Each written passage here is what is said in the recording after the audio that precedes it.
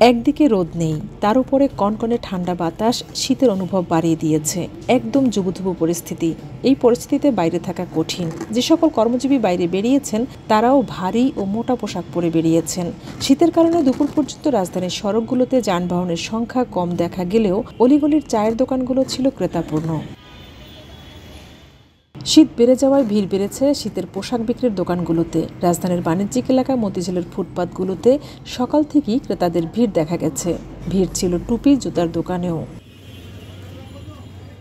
এদিকে কুয়াশার চাদরে ঢাকা আকাশ যেন আবারও শীত জেঁকে বসার ইঙ্গিত দিচ্ছে।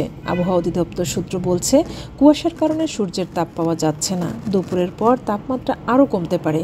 এছাড়া আগামী সপ্তাহেই দেশের উপর দিয়ে বয়ে যেতে পারে শৈত্যপ্রবাহ।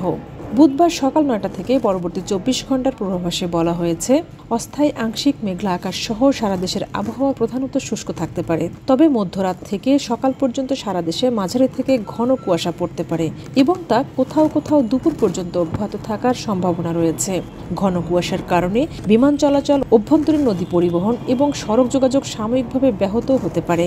সারা দেশে রাতের তাপমাত্রা ২ থেকে ৩ ডিগ্রি সেলসিয়াস পর্যন্ত কমতে পারে। ২ থেকে ৪ ডিগ্রি সেলসিয়াস কমতে পারে দিনের তাপমাত্রা এবং ঘন কুয়াশার কারণে দিনে শীতের অনুভূতি বাড়তে পারে।